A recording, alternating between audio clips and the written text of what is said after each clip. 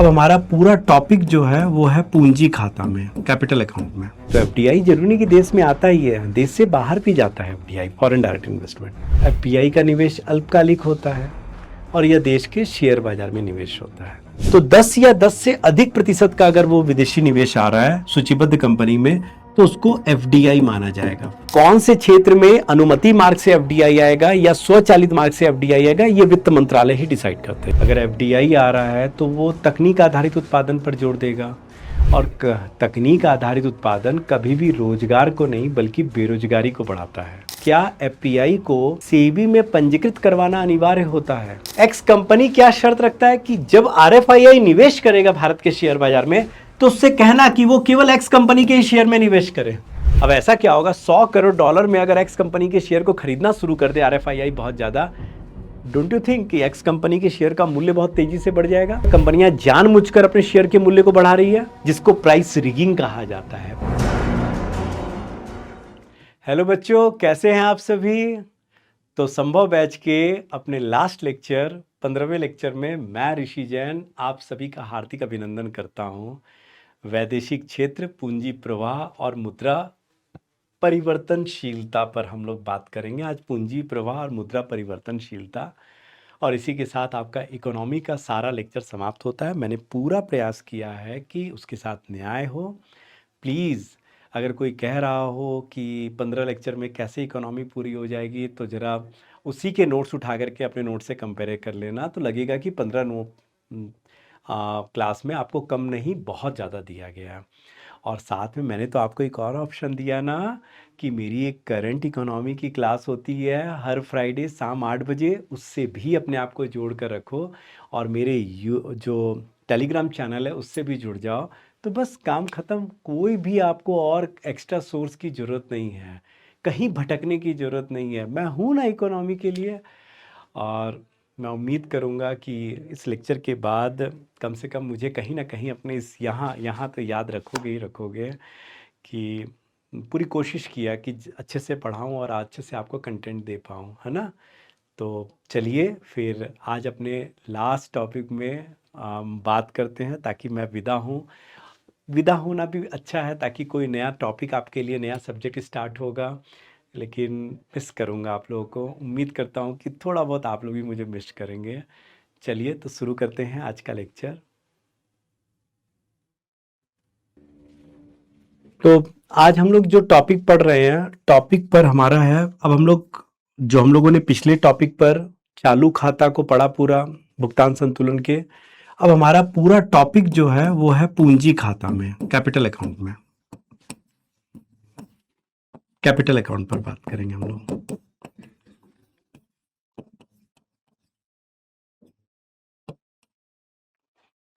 ठीक है, तो एक बार थोड़ा सा रिवीजन। हमें पता है कि भुगतान संतुलन, बैलेंस ऑफ पेमेंट, दो खाता होता है, चालू खाता और दूसरा होता है पूंजी खाता, पूंजीगत खाता। चालू खाता घाटा का वित्तीयन का स्रोत कौन होता है? पूंजी खाता। और पूंजी खाता हमारा हमेशा सरप्लस में होता है। चालू खाता घाटा में भी हो सकता है और आधिक्य में भी। करंट अकाउंट सरप्लस भी हो सकता है और करंट अकाउंट डेफिसिट भी हो सकता है। डन। अगर मैं बात करूं पूंजीगत खाता, कैपिटल अकाउंट, पहली इसकी जो खास बात है कि इसमें अधिकांशतः वे मद आते हैं जो दीर्घकालिक प्रकृति के होते हैं। अधिकांशतः, सभी नहीं, दीर्घकालिक प्रकृति के होते हैं। ठीक है ना। तो पूंजीगत खाता में 3 मुख्य मद शामिल होता है: विदेशी निवेश,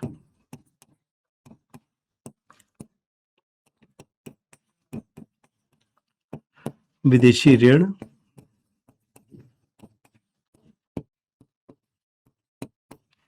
और विदेशी परिसंपत्ति।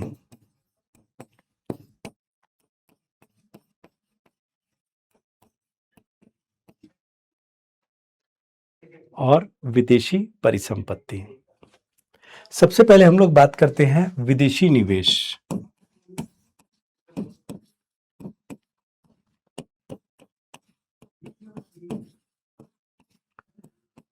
Foreign investment.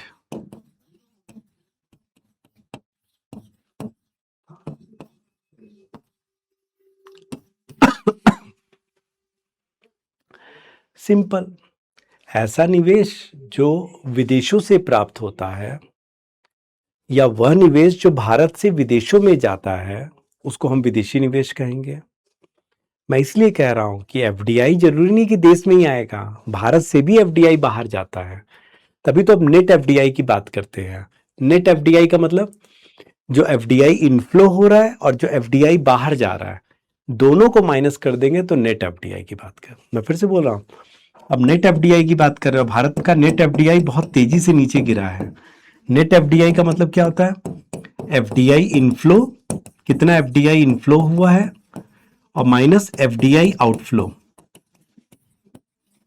आउटफ्लो कितना हुआ है। ठीक है, तो उसको हम नेट एफडीआई, तो एफडीआई जरूरी नहीं कि देश में आता ही है, देश से बाहर भी जाता है एफडीआई, फॉरेन डायरेक्ट इन्वेस्टमेंट। इसीलिए विदेशी निवेश दो प्रकार का होता है। एक होता है एफडीआई जिसको फॉरेन डायरेक्ट इन्वेस्टमेंट कहा जाता है,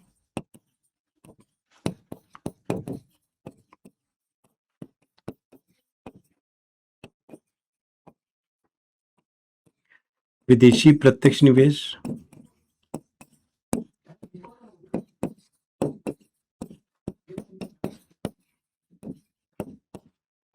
और एक होता है एफपीआई, विदेशी पोर्टफोलियो निवेश।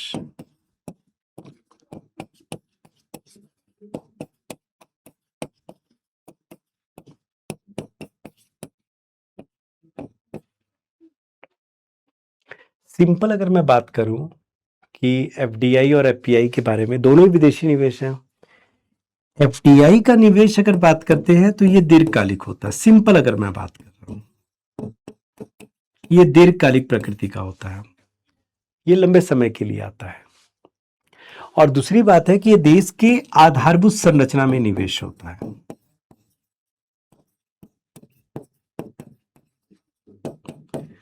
देश के आधारभूत संरचना में निवेश होता है। कौन? एफडीआई। लेकिन अगर मैं एफपीआई की बात करता हूं, जो विदेशी पोर्टफोलियो निवेश है, तो एफपीआई का निवेश क्या होता है? अल्पकालिक होता है। और ये देश के शेयर बाजार में निवेश होता है।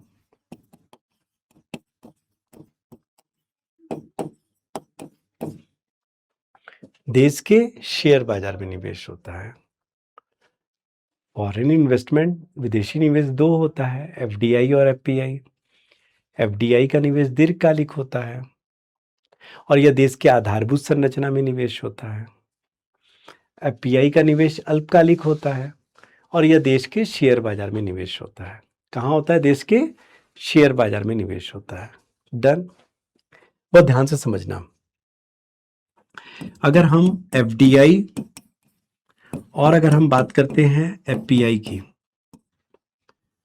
तो एक्चुअल में इनकी परिभाषा स्पष्ट नहीं थी। इसीलिए सरकार द्वारा एक समिति बनाई गई जिसका नाम था अरविंद मायाराम समिति। बहुत इंपॉर्टेंट समिति है, अरविंद मायाराम समिति।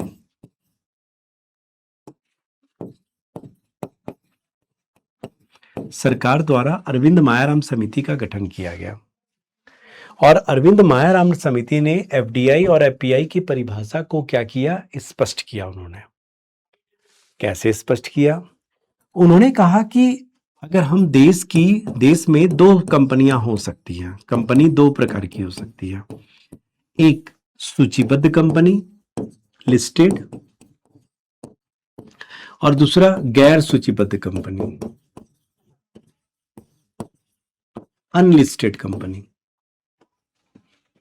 अनलिस्टेड कंपनी, उन्होंने कहा सूचीबद्ध कंपनी वह कंपनी होती है जो स्टॉक एक्सचेंज में सूचीबद्ध हो और जिसके शेयर खरीद बिक्री के लिए बाजार में उपलब्ध हो।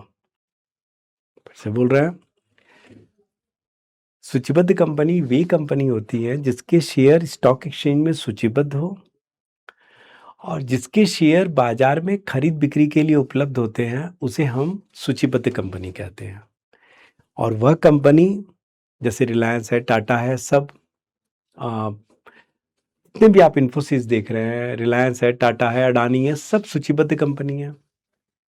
लेकिन जैसे पीडब्ल्यू क्या है, गैर सूचीबद्ध कंपनी है, क्योंकि इसके शेयर अभी स्टॉक एक्सचेंज में सूचीबद्ध नहीं हुए, क्योंकि अभी तक आईपीओ नहीं आया। ठीक है, और ना शेयर खरीद बिक्री के लिए उपलब्ध है, क्योंकि ये प्रमोटर के पास है। ठीक है ना। तो दो प्रकार की कंपनी है, सूचीबद्ध और गैर सूचीबद्ध। मायाराम ने कहा कि अगर कोई एफडीआई गैर सूचीबद्ध कंपनी में आ रहा है, कोई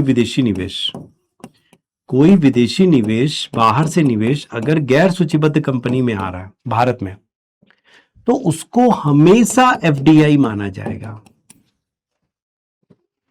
तो उसको हमेशा गैर सूचीबद्ध कंपनी में प्राप्त होने वाला विदेशी निवेश हमेशा एफडीआई माना जाएगा। जबकि उन्होंने कहा कि जो सूचीबद्ध कंपनी है उसमें अगर कोई विदेशी निवेश आ रहा है,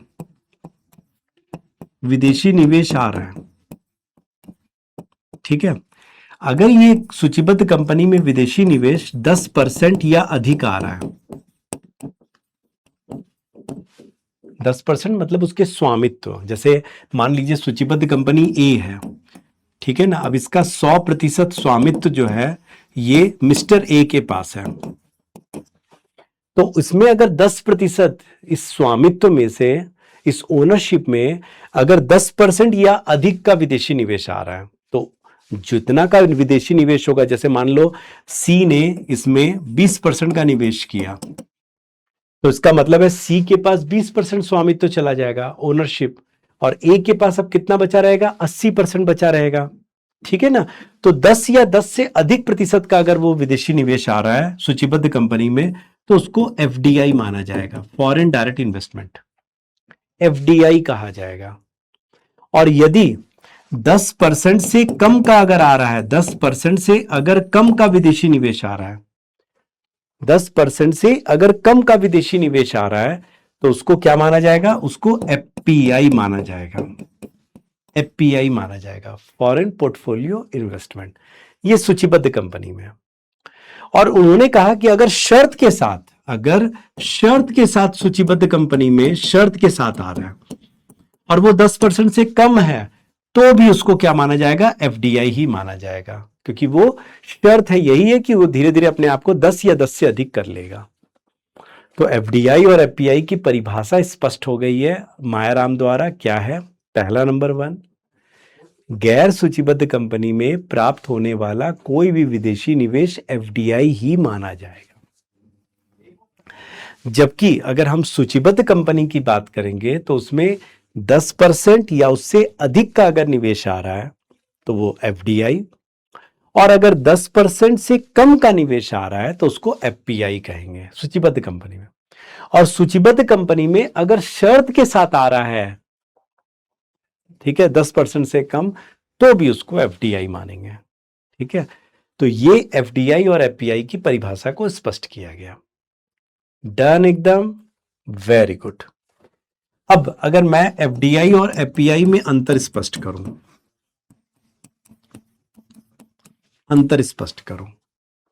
तो मैं क्या देख रहा हूं, पहला, दोनों ही विदेशी निवेश है, लेकिन ये कैसा निवेश है, ये दीर्घकालिक है, ये दीर्घकालिक होता है, जबकि ये क्या होता है, ये अल्पकालिक होता है, अल्पकालिक विदेशी निवेश होता है। यह देश के आधारभूत संरचना में आता है, अब आधारभूत संरचना में आता है, जबकि ज्यादातर ये कहां आता है, शेयर बाजार में आता है।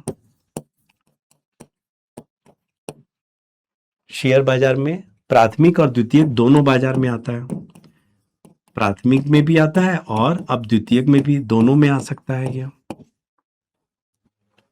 तीसरा, एफडीआई अपने साथ क्या लाता है, तकनीक दक्षता लाता है,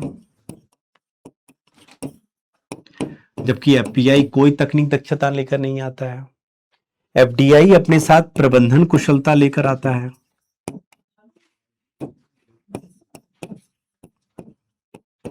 प्रबंधन कुशलता लेकर आता है, जबकि एफपीआई कुछ नहीं लाता ऐसा। एफडीआई हमेशा दीर्घकालिक लाभ के लिए आता है, जबकि ये अल्पकालिक लाभ, इसका उद्देश्य ही होता है कि अल्पकालिक लाभ के लिए आना। ठीक है, तो अगर पूछा जाए कि दोनों में कौन बेहतर है, तो बेहतर हमेशा एफडीआई माना जाता है। क्यों एफडीआई? क्योंकि देश की आधारभूत संरचना का निर्माण हो रहा है, तकनीक दक्षता लेकर आता है, प्रबंधन कुशलता लेकर आता है, और ये दीर्घकालिक लाभ के लिए होता है। क्यों एफपीआई खराब? क्योंकि शेयर बाजार में आता है, केवल शेयर बाजार में तरलता को बढ़ा रहा होता है, जीडीपी में इसका प्रत्यक्ष कोई योगदान नहीं होता है, ना ये तकनीक दक्षता लेकर आता है, ना प्रबंधन कुशलता लेकर आता है। लेकिन पूछा जाए कि दोनों में कौन सा आवश्यक है अर्थव्यवस्था में, तो अर्थव्यवस्था में दोनों जरूरी है, दोनों आवश्यक है। एफपीआई और एफडीआई दोनों की आवश्यकता होती, क्योंकि अगर एफपीआई नहीं आएगा जिस देश में, वहां एफडीआई नहीं आएगा। एफडीआई को आने के लिए उस देश में एफपीआई का भी आना जरूरी है। ठीक है, लेकिन बेहतर कौन है? तो बेहतर एफडीआई ही है। डन। अब बात करते हैं थोड़ा एफडीआई के बारे में, बात करते हैं। एफडीआई फॉरेन डायरेक्ट इन्वेस्टमेंट की बात करते हैं। तो हम जानते हैं कि एफडीआई क्या होता है। सूचीबद्ध कंपनी में 10% या उससे अधिक का निवेश, और गैर सूचीबद्ध कंपनी में अगर बात करें तो कोई भी विदेशी निवेश एफडीआई माना जाएगा, कोई भी विदेशी निवेश एफडीआई। और शर्त के साथ भी अगर सूचीबद्ध कंपनी में 10% से कम का निवेश आ रहा है तो भी वो एफडीआई माना जाएगा। तीनों बात में एफडीआई। सूचीबद्ध कंपनी में 10% या उससे अधिक का निवेश, गैर सूचीबद्ध कंपनी में कोई भी निवेश, और सूचीबद्ध कंपनी में अगर शर्त के साथ 10% से कम का निवेश आ रहा है तो भी वो एफडीआई ही माना जाएगा। डन। तो एफडीआई क्या है समझ में आ गया। एफडीआई क्या है ये तो क्लियर हो गया।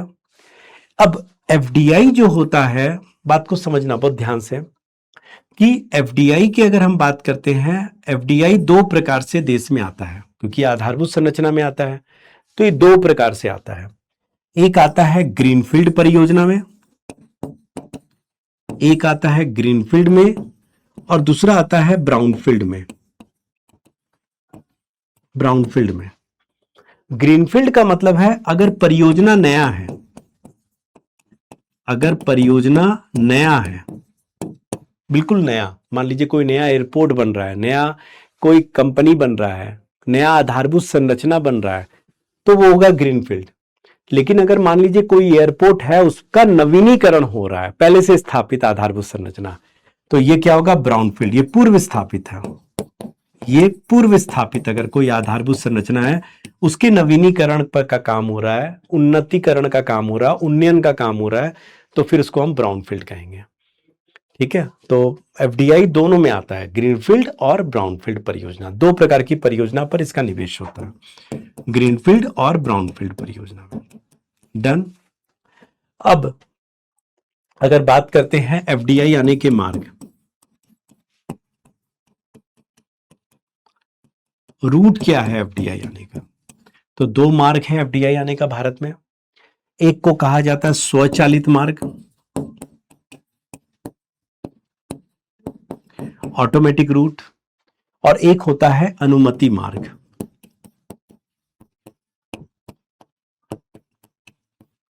अनुमति मार्ग क्या होता है? स्वचालित, जैसे नाम से ही लग रहा है कि यहां सरकार की अनुमति की आवश्यकता नहीं होती, सरकार के अनुमति की आवश्यकता नहीं।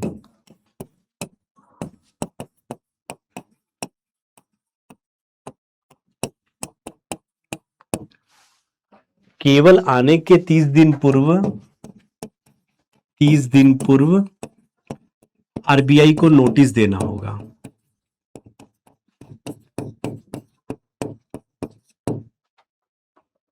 सूचना देना होगा कि हम आ रहे हैं, ये केवल सूचना है, अनुमति नहीं है। यहां भी आप क्या ले रहे हैं? केवल सूचना दे रहे हैं कि हां हम आ रहे हैं।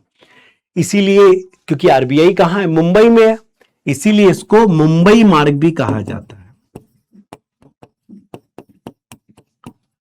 मुंबई मार्ग भी कहा जाता है। और वर्तमान में भारत में ज्यादा एफडीआई मतलब 90% से भी ज्यादा एफडीआई जो आ रहा है भारत में ज्यादा से ज्यादा वो स्वचालित मार्ग से ही आ रहा है। और स्वचालित मार्ग से आने के लिए आने वाला एफडीआई बेहतर भी माना जाता है अर्थव्यवस्था के लिए। क्यों? इसका मतलब है सरकार के नियम कानून सरल हो रहे हैं, एफडीआई के नियमों का सरलीकरण हो रहा है, ईज ऑफ डूइंग बिजनेस बढ़ रहा है, तभी एफडीआई को स्वचालित मार्ग से किया जा रहा है। और अन्य देशों के लिए बेहतर होता है अगर भारत में स्वचालित मार्ग से ज्यादा एफडीआई आ रहा है। इसका मतलब ये संदेश है, ये सूचना है, ये बात है कि भाई भारत में ईज ऑफ डूइंग बिजनेस ज्यादा है, सरकार यहां पर एफडीआई के नियमों का सरलीकरण ज्यादा कर रही है। और दूसरा, कुछ ऐसे जगह है जहां एफडीआई को स्वचालित मार्ग से नहीं लाया जा सकता क्योंकि ये स्ट्रैटेजिक होते हैं, ये बड़े स्ट्रैटेजिक होते हैं, इंपॉर्टेंट सेक्टर होते हैं, तो वहां पर अनुमति मार्ग से आता है। अनुमति का मतलब ये सिंपल है कि सरकार की अनुमति की आवश्यकता, सरकार की अनुमति की आवश्यकता, अनुमति की आवश्यकता होती है। और अगर सरकार है तो इसका मतलब है इसको कौन सा मार्ग कहेंगे? दिल्ली मार्ग कहेंगे, दिल्ली मार्ग कहेंगे। अब जरा बात को समझना कि अनुमति मार्ग से जो एफडीआई आ रहा है, बात को समझना, जो अनुमति मार्ग से एफडीआई आ रहा है, अनुमति मार्ग से यानी सरकार की अनुमति से आ रहा है, वो दो प्रकार से आ रहा है, वो दो प्रकार से आ रहा है। एक, या तो एफडीआई जो आ रहा है वो 5,000 करोड़ से कम है, कम है, ये रुपए है, 5,000 करोड़ रुपए से कम है, और या तो एफडीआई जो है वो 5,000 करोड़ या उससे अधिक है, या अधिक है।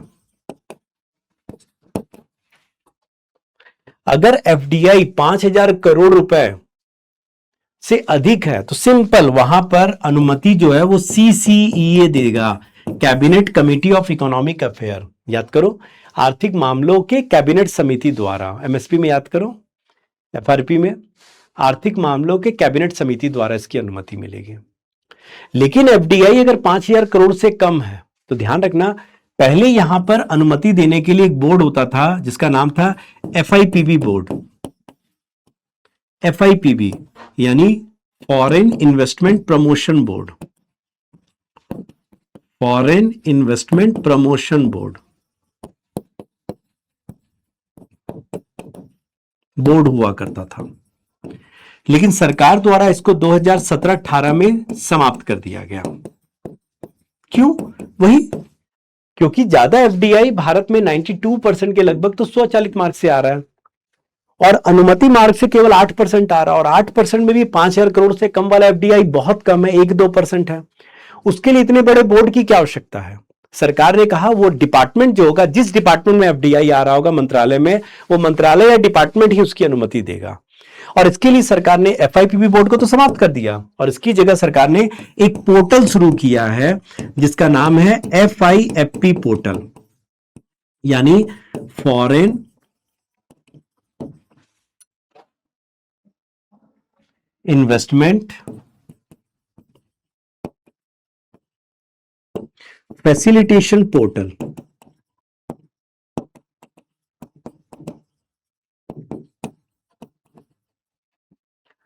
फॉरेन इन्वेस्टमेंट फैसिलिटेशन पोर्टल को शुरू किया है कि इस पोर्टल में जाकर अगर कोई आवेदन करता है तो जो संबंधित विभाग या मंत्रालय है वो उसकी अनुमति देगा।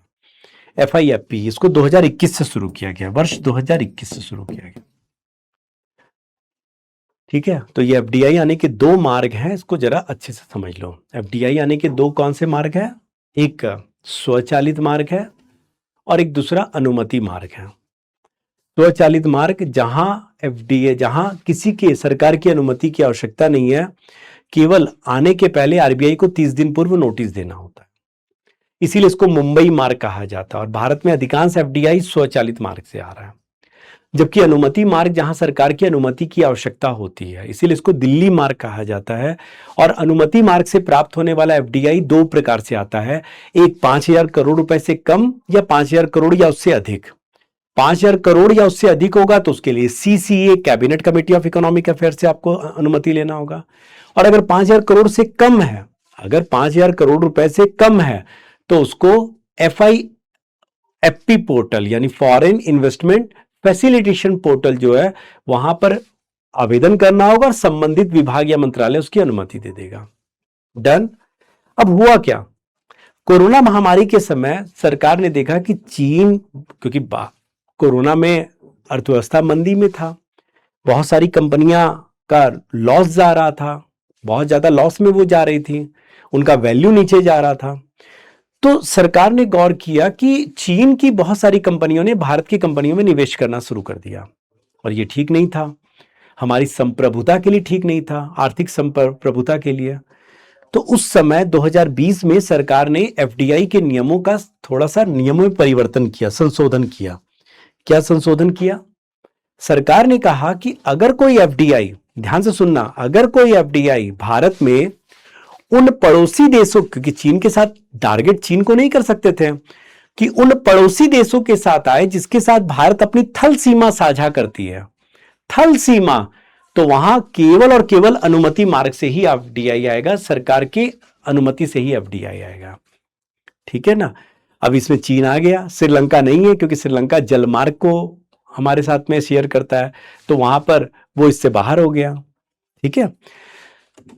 अब कौन से क्षेत्र में अनुमति मार्ग से एफडीआई आएगा या स्वचालित मार्ग से एफडीआई आएगा, ये वित्त मंत्रालय ही डिसाइड करते हैं। जैसे रक्षा, हम डिफेंस की बात करते हैं तो रक्षा बहुत सेंसिटिव एरिया है, तो वहां एफडीआई की अनुमति 100% है, लेकिन वो अनुमति मार्ग से है। फिर बहुत सारे क्षेत्र है जहां सरकार को लगता है, जैसे कृषि है, ठीक है, जैसे फूड प्रोसेसिंग इंडस्ट्री है, कई ऐसे सेक्टर हैं जहां सरकार क्या दी है, स्वचालित मार्ग से अनुमति। रिटेल सेक्टर है जहां पर सरकार स्वचालित मार्ग से, अधिकांशतः सरकार स्वचालित मार्ग से एफडीआई की अनुमति देती है।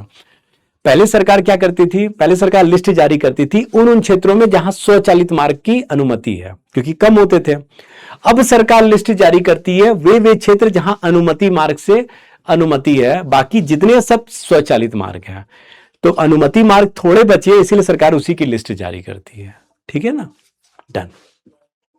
अब सरकार जो एफडीआई करती है उसमें एफडीआई की सीमा की बात करते हैं। एफडीआई की सीमा तो कई प्रकार से हो सकता है, 5 मुख्य प्रकार से होते हैं। या तो 26% होता है, या तो 49% होता है, या तो 51% होता है, और या तो 100% होता है।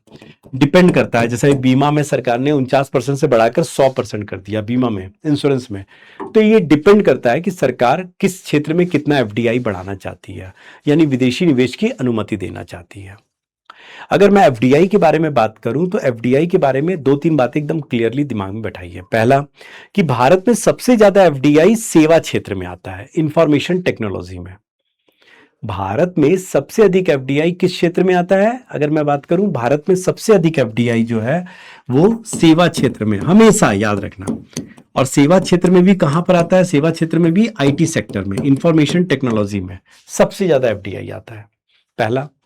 दूसरा, इससे ये पता लग गया कि भारत में सबसे अधिक एफडीआई किस राज्य में आता होगा? बताओ। कर्नाटक राज्य में आता है, तमिलनाडु में, महाराष्ट्र में, गुजरात में। कर्नाटक में आने का बड़ा कारण क्योंकि ये सिलिकॉन वैली है, यहां आईटी सेक्टर सबसे ज्यादा बूम में है, इसीलिए यहां सबसे ज्यादा एफडीआई आता है। एक और बात है कि भारत में सबसे ज्यादा जो एफडीआई है, भारत में सबसे ज्यादा एफडीआई, याद रखना, वो मॉरिशस और सिंगापुर देश से आता है। मॉरिशस और सिंगापुर देश से आता है। और इस पर मैंने एक वीडियो भी बनाया है, इस पर मैंने एक वीडियो भी बनाया है। अभी एक अमेरिका में भारतीय मूल के जो ब्रह्मदत्त थे, उन्होंने $500 मिलियन का वहां पर देखा जाए तो हेर फेर किया, घोटाला किया, जिससे ये मामला बहुत, और वहां से मॉरिशस के रास्ते उन्होंने भारत भेजा। तो भारत में बहुत सारा एफडीआई मॉरिशस और सिंगापुर के रास्ते आता है, सिंगापुर के द्वारा होता है, क्योंकि वही हमारा इन देशों के साथ क्या है, डीटीएए समझौता है, डबल टैक्सेशन अवॉइडेंस एग्रीमेंट है, डबल टैक्सेशन अवॉइडेंस एग्रीमेंट है।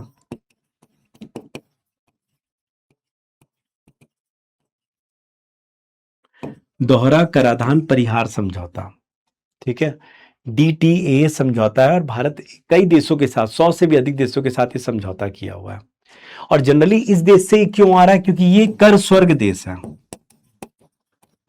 कर स्वर्ग देश है, ठीक है ना। तो कर स्वर्ग देश वे देश होते हैं जहां कर की दर बहुत कम होती है। तो बहुत सारा एफडीआई मॉरिशस और सिंगापुर के रास्ते भारत में आता है। जैसे मैं बता रहा हूं, मान लीजिए कोई एफडीआई अमेरिका से आना चाहता है, अमेरिका की एक कंपनी भारत में निवेश करना चाहती है, बात तो समझना, बहुत निवेश करना चाहती है। अब जानती है कि अगर वो भारत में डायरेक्ट निवेश करेगी तो भारत में कर की दर 35% है, पहले 40 था, 35% है, लेकिन बहुत ज्यादा है, इतना कर देना पड़ेगा। तो वो क्या करेगी, अमेरिका की वो कंपनी, अमेरिका की जो कंपनी है वो क्या करेगी, अपना सारा पैसा लेकर आएगी। कहां पर लेकर आएगी, मॉरिशस या सिंगापुर लेकर आती है, मॉरिशस या सिंगापुर लेकर आती है, और यहां एक शेल कंपनी स्थापित कर लेती है। शेल कंपनी वह कंपनी होता है जिसका कोई भौतिक अस्तित्व नहीं होता है, जो केवल कागजों में होती है, जिसका कोई भौतिक अस्तित्व नहीं होता। भारत में ये प्रतिबंधित है, सेबी इसको प्रतिबंधित करता है, ठीक है, क्योंकि इसका कोई अस्तित्व ही नहीं है। तो शेल कंपनी स्थापित करेगी। अब भारत का मॉरिशस और सिंगापुर के साथ, भारत का देखा जाए तो मॉरिशस और सिंगापुर के साथ कौन सा समझौता है, डीटीए समझौता है। और यूएसए की ये कंपनी कहां कर रही है, मॉरिशस और सिंगापुर में ये अपना सेल कंपनी खोल रही है। तो ये तो कर स्वर्ग देश है, कर स्वर्ग देश है, तो यहां तो उनको ऐसे ही बहुत कम टैक्स देना पड़ेगा, 1 या 2%। अब ये शेल कंपनी के रास्ते भारत में निवेश करेंगे, डबल टैक्सेशन अवॉइडेंस एग्रीमेंट। और ये डीटीए समझौता क्या कहता है कि अगर कोई भारत की कंपनी विदेशों में है, दूसरे देश में, या उस देश की कंपनी भारत में है और भारत का उस देश के साथ डीटीए समझौता है, तो वो केवल एक ही देश में टैक्स देगी, और वही देश जहां वो ओरिजिनेट है, जहां से वो ओरिजिनेट करती है। अब जरा सोचो, अगर ये शेल कंपनी भारत में निवेश कर रही है, भारत में निवेश कर रही है, क्या कर रही है, एफडीआई कर रही है, तो इसको कहां टैक्स देना होगा, भारत में कि मॉरिशस में? इसको मॉरिशस में देना होगा, क्योंकि ओरिजिनेट मॉरिशस की है, और भारत में देना नहीं पड़ेगा, भारत का टैक्स बच गया इसका। किसके कारण, कर, एक तो डबल टैक्सेशन अवॉइडेंस एग्रीमेंट, और इसका टैक्स और बच गया क्योंकि ये कर स्वर्ग देश है, यहां कर की दर बिल्कुल 1% इसका कर का दर है, 34% कर बचा लिया। तो इसीलिए भारत में मॉरिशस और सिंगापुर में सबसे ज्यादा एफडीआई आता है, सबसे ज्यादा एफडीआई आता है। और समस्या क्या है कि भारत में ये डबल टैक्सेशन अवॉइडेंस एग्रीमेंट भी अपने आप में एक बहुत बड़ी समस्या बन गया है। क्यों? क्योंकि अब क्या हो रहा है, राउंड ट्रिपिंग हो जा रहा है। क्या हो जा रहा है, राउंड ट्रिपिंग की समस्या खड़ी हो जा रही है, राउंड ट्रिपिंग की समस्या खड़ी हो जा रही है भारत में। कैसे राउंड ट्रिपिंग की समस्या खड़ी कर रहा है, समझना जरा इस बात को। मैं एक एग्जांपल से समझाता हूं।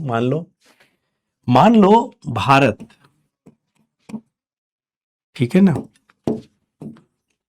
मान लो भारत की कोई कंपनी ने मान लो 500 करोड़ रुपया का टैक्स अपना बचा लिया, चोरी कर लिया, कर चोरी कर लिया, कर चोरी किया, कैसे भी बचा लिया, जिस पर सरकार को टैक्स देना था लेकिन दे नहीं पाई, देनी, बल्कि क्या किया उसने, इसको हवाला कर दिया। हवाला किया, हवाला मतलब इलीगल तरीके से धन को बाहर भेजना बिना आयकर अधिकारी को बताए। तो हवाला करके इसको कहां पहुंचा दिया, मॉरिशस पहुंचा दिया। डन। अब मॉरिशस में उसने क्या किया, एक शेल कंपनी स्थापित कर लिया। भारत में तो कर नहीं सकते हैं क्योंकि भारत में प्रतिबंधित है, और ये शेल कंपनी जिसका कोई भौतिक अस्तित्व नहीं, तो जो केवल कागजों में होती है। अब इस शेल कंपनी के माध्यम से, क्योंकि भारत और मॉरिशस का कौन सा समझौता है, डीटीए समझौता है, इसके माध्यम से भारत में ही क्या कर रही है, एफडीआई करा दे रही है। सोचो जरा, भारत की कंपनी का पैसा रूट होकर मॉरिशस से दोबारा भारत में आ रहा है, यानी देखा जाए तो भारत ही यहां पर कौन है, गंतव्य देश है, गंतव्य देश जहां पैसा जा रहा है, और निवेशक देश है, यानी निवेशक देश और गंतव्य देश दोनों बराबर, दोनों ही भारत है। तो जहां पर ये दोनों एक ही देश हो जाए, तो यानी पैसा घूम करके भारत ही वापस आ रहा है। इस प्रक्रिया को ही राउंड ट्रिपिंग कहा जाता है। राउंड राउंड राउंड घूम रहा है, राउंड ट्रिपिंग कहा रहा है। और ये ठीक नहीं है, ये ठीक नहीं है, क्योंकि एक तो भारत को यहां भी टैक्स का नुकसान हुआ है और यहां भी टैक्स का नुकसान हो रहा है, क्योंकि अब ये जो एफडीआई जा रहा है इसका टैक्स मॉरिशस को ही देना पड़ेगा, भारत को नहीं, क्योंकि मॉरिशस क्या है, कर स्वर्ग देश है, इसीलिए ये अपना टैक्स यहां भी बचा लिया। देखा जाए पूरा टैक्स अपना बचा लिया। इस कंपनी ने, तो ये ठीक नहीं है। इसीलिए भारत सरकार द्वारा 2024 में मॉरिशस के साथ एक और समझौता किया जिसको पीपीटी कहा जाता है, principal purpose test. Principal purpose test, जिसमें कहा गया कि वो क्या करेगी, इसके पर्पस की जांच करेगी जो पैसा आ रहा है मॉरिशस से एफडीआई के रूप में। और अगर पर्पस में पाया गया, अगर पर्पस में लगा कि ये जो किया जा रहा है, पैसा जो एफडीआई आ रहा है, ये डीटीए समझौते का उल्लंघन हो रहा है, यहां पर पर्पस राउंड ट्रिपिंग है, यहां पर्पस क्या है, राउंड ट्रिपिंग है, तो फिर उसको डीटीए का लाभ नहीं मिलेगा, उसको टैक्स देना पड़ेगा, उसको टैक्स देना पड़ेगा। ठीक है, तो ये एफडीआई की जो चुनौती आज के दिन में देखी जा रही है वो समझ में कहीं ना कहीं आ रहा है। ठीक है, वो समझ में आ रहा है। ठीक है, बताइए इतना क्लियर है कि नहीं? इसको जल्दी से अच्छे से क्लियर करो, अच्छे से क्लियर करो।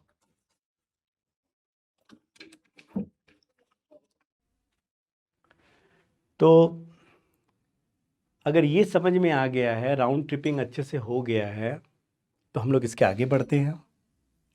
आगे हम लोग पढ़ते हैं इसके बाद जो सबसे मोस्ट इंपॉर्टेंट है कि एफडीआई की अगर बात करते हैं, एफडीआई के लाभ और चुनौती को समझते हैं। लाभ और चुनौती को समझते हैं कि एफडीआई के क्या लाभ है ना, और एफडीआई की क्या चुनौतियां हैं, इसको समझें हम लोग। सबसे पहले लाभ की बात करें तो कहीं ना कहीं एफडीआई जो है ये संसाधन की कमी को दूर करता है, संसाधन प्रचुर मात्रा में लाता है।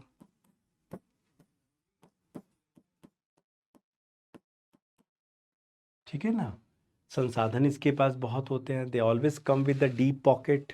ठीक है ना, फिर इनके पास तकनीक दक्षता होती है,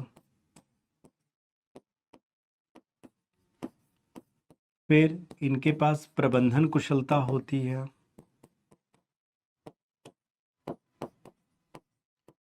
फिर ये दीर्घकालिक लाभ के लिए आते हैं, तो लंबे समय तक रहते हैं, ये दीर्घकालिक लाभ के लिए आते हैं। फिर कहीं ना कहीं ये अर्थव्यवस्था में अवसंरचना निर्माण पर जोर देते हैं,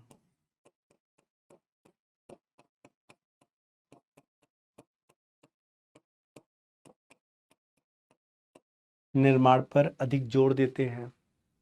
और सबसे बड़ी बात है, ये घरेलू विनिर्माता को वैश्विक विनिर्माता से जोड़ते हैं, विनिर्माता को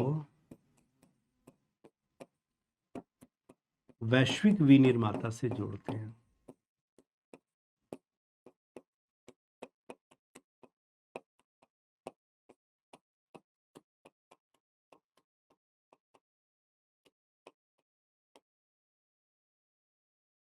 तो ये है एफडीआई के लाभ। संसाधन प्रचुर मात्रा में लाते हैं, तकनीक दक्षता लाते हैं, प्रबंधन कुशलता लाते हैं, दीर्घकालिक लाभ के लिए होते हैं, अवसंरचना निर्माण पर जोर देते हैं, और घरेलू निर्माता को विनिर्माता को वैश्विक विनिर्माता से जोड़ने का काम करते हैं, है ना। जबकि अगर हम बात करते हैं चुनौती में, तो सबसे बड़ी चुनौती हम क्या देख रहे हैं आज के दिन में, वर्तमान में जो सबसे बड़ी चुनौती और करंट अफेयर है कि हमारा नेट एफडीआई लगातार कम होता जा रहा है,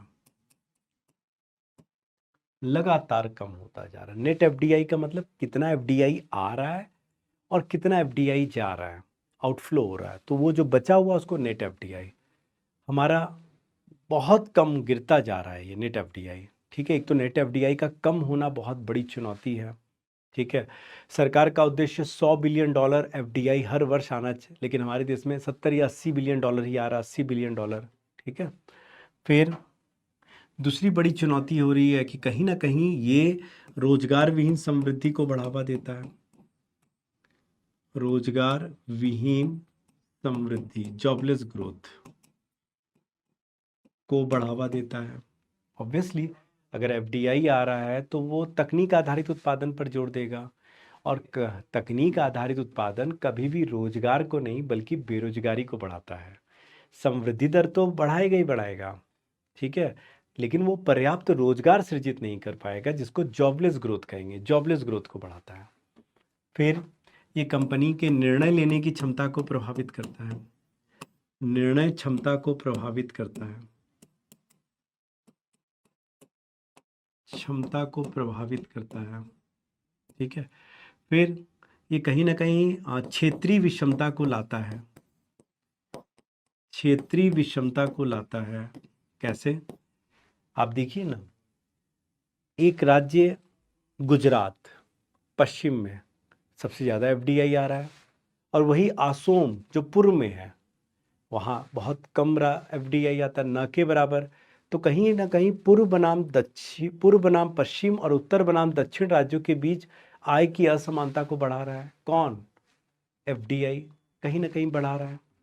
और फिर अगर बात करें, कहीं ना कहीं ये क्या करता है, राउंड ट्रिपिंग को बढ़ावा देता है, जो अभी हम लोगों ने समझा। राउंड ट्रिपिंग, राउंड ट्रिपिंग को बढ़ावा देता है, ठीक है, वो भी ठीक नहीं है। तो ये एफडीआई की कुछ चुनौतियां हैं जिसको आपको दिमाग में रखना पड़ेगा। लाभ और चुनौतियां दोनों, कहीं ना कहीं मेंस में लाभ और चुनौतियों को लेकर के सवाल उठ सकता है, इसीलिए इन दोनों को ध्यान में रखना है मेंस पॉइंट ऑफ व्यू से। तो ये हो गया एफडीआई के बारे में हमने बात किया। अब जरा हम लोग बात करते हैं एफपीआई के बारे में। विदेशी पोर्टफोलियो निवेश, विदेशी पोर्टफोलियो निवेश।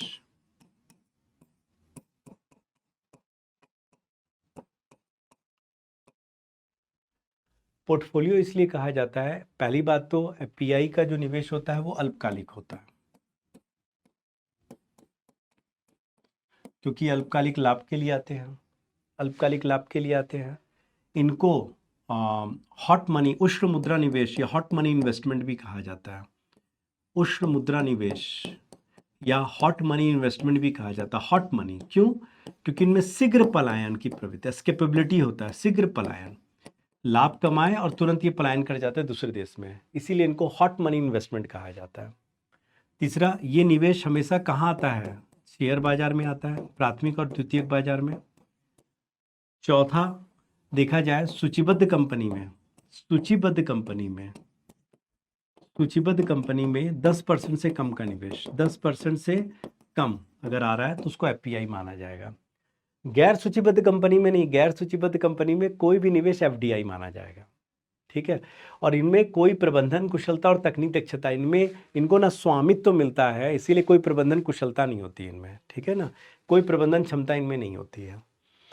क्यों इनको पोर्टफोलियो कहा जाता है? क्योंकि एक व्यक्ति एक से अधिक कंपनियों के शेयर में निवेश कर सकता है।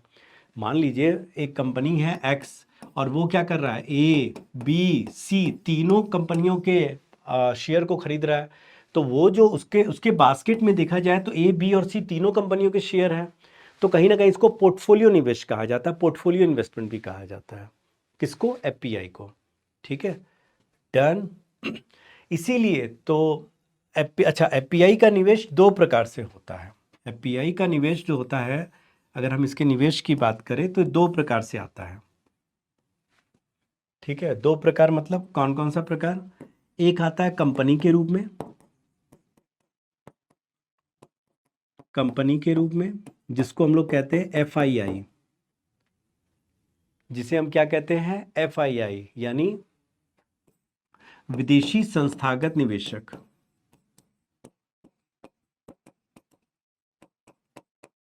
विदेशी संस्थागत निवेशक, फॉरेन इंस्टीट्यूशन इन्वेस्टर।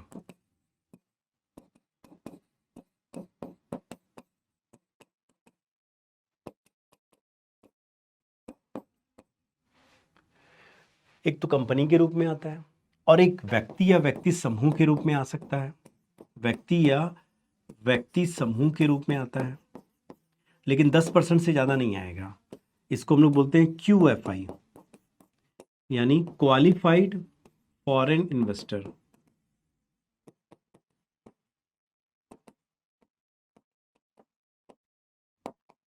योग्य विदेशी निवेशक भी कहते हैं उसको। क्या कहते हैं? योग्य विदेशी निवेशक। टर्न कंपनी के रूप में आ रहा है तो एफआईआई, और व्यक्ति या व्यक्ति समूह के रूप में तो क्यूएफआई आ रहा है। बट है दोनों पोर्टफोलियो निवेश, विदेशी पोर्टफोलियो निवेश का ही उदाहरण है। बात को समझना जो मैं बोल रहा हूँ कि अगर कोई मान लीजिए एफपीआई भारत में आता है, एफपीआई आ रहा है या मान लो वो एफआईआई के रूप में आ रहा है, तो कैसे आएगा? सबसे पहले उसे क्या करना पड़ेगा, उसे सेबी में अपने आप को क्या करना होगा। सेबी मतलब security exchange board of India, है ना। कौन? Security exchange board of India. SEBI में अपने आप को क्या कराना पड़ेगा? पंजीकरण कराना पड़ेगा, पंजीकृत कराना पड़ेगा। और फिर जाकर वो क्या कर सकते हैं, भारत के शेयर बाजार, बीएसई या एनएसई, कहीं भी भारत के शेयर बाजार में, ठीक है, शेयर बाजार में वो क्या कर सकते हैं, निवेश कर सकते हैं। बहुत ध्यान से समझना इस प्रक्रिया को कि कोई भी एफपीआई या एफआईआई भारत में अगर शेयर बाजार में निवेश करना चाहता है तो उसको सेबी में पंजीकृत कराना होगा। सवाल ये उठता है कि क्या एफपीआई को सेबी में पंजीकृत कराना अनिवार्य है? मैं फिर से बोल रहा हूं, क्या एफपीआई को सेबी में पंजीकृत करवाना अनिवार्य होता है? ध्यान से समझना, एफआईआई को पंजीकरण कराना अनिवार्य नहीं होता, नहीं होता। कैसे सर? फिर कैसे? अगर वो चाहे तो भारत के शेयर बाजार में एक और तरीके से निवेश कर सकता है जिसको कहा जाता है पी नोट्स, पार्टिसिपेटरी नोट।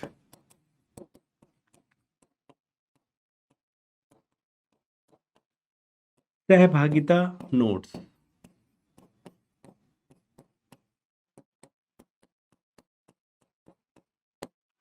वो पी नोट्स के माध्यम से भी बिना सेबी में पंजीकृत किए भारत के शेयर बाजार में निवेश कर सकता है। फिर से बोल रहा हूं, पी नोट्स के माध्यम से बिना सेबी में पंजीकृत किए भारत के शेयर बाजार में वो निवेश कर सकता है। कैसे?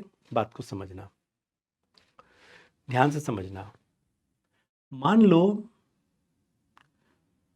लो कोई कंपनी है, ठीक है, और वो चाहती है कि उसका है कि वो कंपनी चाहती है कि भारत के शेयर बाजार में निवेश करें, शेयर बाजार में निवेश करें, ध्यान से समझना, और लाभ कमाना चाहती है, लेकिन वो सेबी में अपने आप को पंजीकृत नहीं होने देना चाहती, इस रूट से नहीं आना चाहती कि सेबी में पंजीकृत कराएं और भारत के शेयर बाजार में निवेश कर दे, नहीं आना चाहती। तो वो क्या करेगी, वो कंपनी जाएगी किसके पास? आरएफआईआई के पास। अब ये आरएफआईआई कौन है? ध्यान से समझना, रजिस्टर्ड एफआईआई, रजिस्टर्ड एफआईआई यानी पंजीकृत एफआईआई। तो वो पंजीकृत मतलब जो सेबी में पंजीकृत होते हैं, ऐसे एफआईआई, उस एफआईआई के पास जाएगी। मान लो उस एफआईआई को उसने कहा कि भाई हमको भारत के शेयर बाजार में 100 करोड़ डॉलर निवेश करना है। तो आरएफआईआई बोलेगा ठीक है, पैसा दे दो हमको। तो बदले में कंपनी को बोलेगा, कंपनी बोलेगी भैया कुछ प्रतिभूति तो दो, कुछ गारंटी तो दो। तो आरएफआईआई क्या करेगा, इसके बदले क्या करेगा, जो प्रतिभूति जारी करेगा 100 करोड़ के बदले, उसी को ही क्या कहा जाता है, पी नोट्स कहा जाता है। वो पी नोट्स जारी करके देगा। इसका मतलब है पी नोट जारी करने का काम कौन करता है? आरएफआईआई। तो पी नोट्स वह प्रतिभूति है जिसके माध्यम से पंजीकृत एफआईआई बाहर की कंपनी या विदेशी कंपनी के निवेश को भारत के शेयर बाजार में बिना सेबी में पंजीकृत किए निवेश कर सकता है। बहुत ध्यान देना, पी नोट्स वह प्रतिभूति होती है, सिक्योरिटीज होता है, जिसके माध्यम से आरएफआईआई, पंजीकृत एफआईआई जो सेबी में पंजीकृत है, क्योंकि यही जारी करता है, विदेशी कंपनी के निवेश को भारत के शेयर बाजार में बिना सेबी में पंजीकृत हुए निवेश कर सकता है। और जो भी यहां से रिटर्न होगा वो इसको कमा करके दे देगा। किसको कमाकर? एक्स कंपनी को दे देगा। ठीक है, जो भी कंपनी है, मान लो एक्स कंपनी है, ठीक है। तो पी नोट्स देखा जाए ऐसा निवेश का साधन है जहां निवेश करने वालों का पता नहीं लगता कौन है। इसीलिए तो सेबी ने और सरकार ने चिंता व्यक्त किया कि कहीं ऐसा तो नहीं कि पी नोट्स के माध्यम से टेररिज्म फाइनेंसिंग भारत में हो रहा है। या भारत का ही काला धन रूट करके भारत में आ रहा है, ऐसा भी हो सकता है पी नोट्स। तो पी नोट्स को लेकर सरकार चिंतित है, लेकिन क्या किया जाए, भारत के शेयर बाजार में 40% से अधिक निवेश जो है वो पी नोट्स के माध्यम से ही आता है। ठीक है, और सरकार इसको बंद नहीं कर सकती। अब बोलोगे सर जब गलत है तो सरकार बंद नहीं करती, बंद करे तो पूरा शेयर बाजार क्रैश हो जाएगा।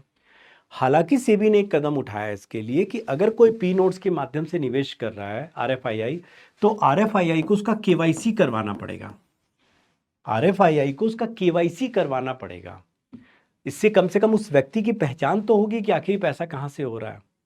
क्योंकि अभी हाल में ही सेबी चेयरमैन जो थी, जो अब नहीं है, ठीक है ना, तो सेबी चेयरमैन ने कहा कि कहीं ना कहीं कंपनियां जो है, भारत की कंपनियां ही प्राइस रिगिंग कर रही है, पी नोट से प्राइस रिगिंग कर रही है। प्राइस रिगिंग का मतलब क्या हो गया, अपने प्राइस के शेयर के प्राइस को बढ़वा रही है। कैसे सर, कैसे संभव है, समझना।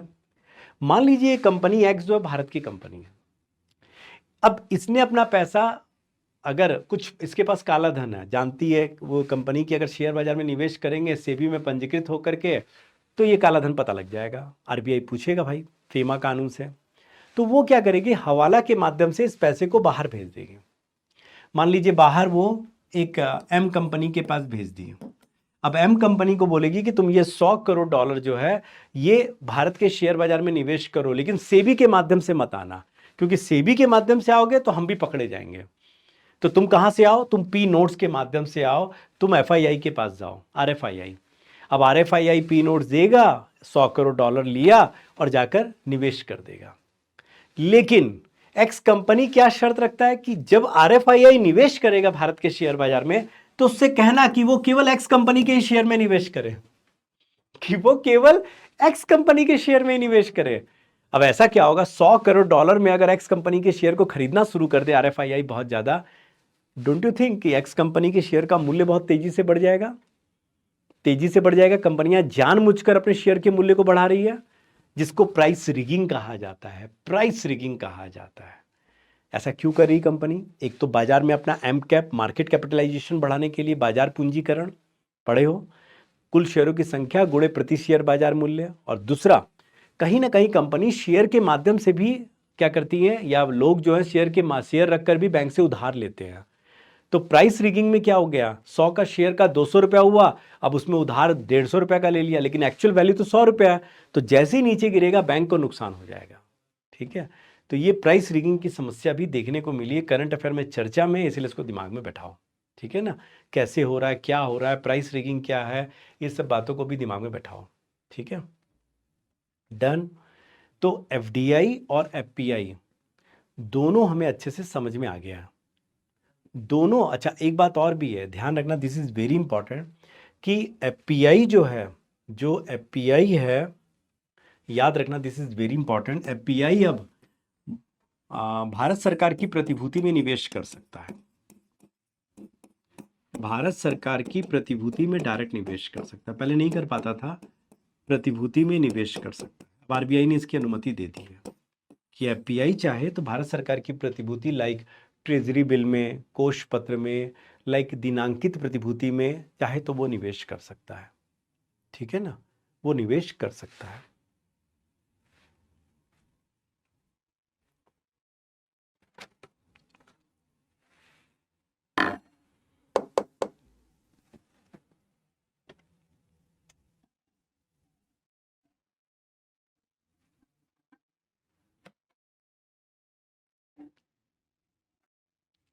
डन, देख लिया, बहुत बढ़िया। तो अब इसके बाद हम लोग विदेशी निवेश समझ लिए, तो पूंजी खाते में अब दूसरा बात आता है, विदेशी ऋण की बात करते हैं। विदेशी ऋण,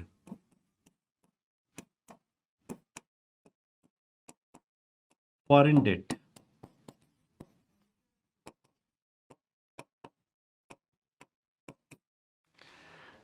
याद रखना, विदेशी निवेश और विदेशी ऋण में विदेशी निवेश से जो प्राप्ति होती है वो देयता सृजित नहीं करता, क्योंकि इक्विटी निवेश होता है। ठीक है, कंपनियों के स्वामित्व में होता है। लेकिन विदेशी ऋण जो होता है ये प्राप्ति हमेशा देयता सृजित करता है, हमेशा देयता सृजित करता है। मतलब अगर बात करें, ध्यान देना कि अगर विदेशों से प्राप्ति की बात करें, विदेशों से प्राप्ति, तो विदेशों से प्राप्ति दो प्रकार से हो सकता है। एक निवेश के माध्यम से, जो एफडीआई और एफपीआई है, और एक विदेशी ऋण के माध्यम से। तो ये जो होता है इक्विटी निवेश होता है,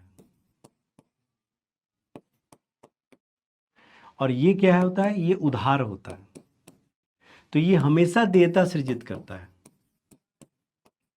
चुकाना होता है, और जबकि ये कोई देयता सृजित नहीं करता।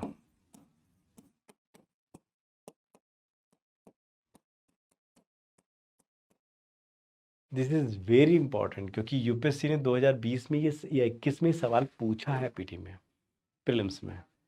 तो ये दिमाग में बैठा कर रखना है। डन। अब अगर हम विदेशी ऋण की बात करते हैं,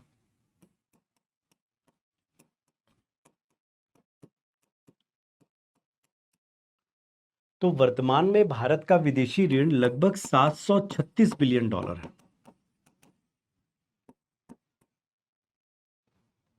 736 बिलियन डॉलर है। और विदेशी ऋण के जो आंकड़े हैं, अगर बात करें, आंकड़े बहुत ध्यान से समझना, माने वह ऋण जो विदेशों से लिया जाता है, आंकड़े दो बार निकाला जाता है, साल में दो बार। एक बार कौन निकालता है, एक बार आरबीआई जारी करता है, और एक बार वित्त मंत्रालय जारी करता है। यानी आरबीआई और वित्त मंत्रालय दोनों मिल करके विदेशी ऋण के आंकड़े को जारी करता है। 6 महीने आरबीआई जारी करता है 6 महीने के आंकड़े, और 6 महीने वित्त मंत्रालय का द्वारा जारी किया जाता है। विदेशी ऋण की बात करें तो विदेशी ऋण दो प्रकार का हो सकता है। बात करें विदेशी ऋण की बात करें तो विदेशी ऋण जो है ये दो प्रकार का हो सकता है। एक सरकारी विदेशी ऋण जो सरकार ले रही है,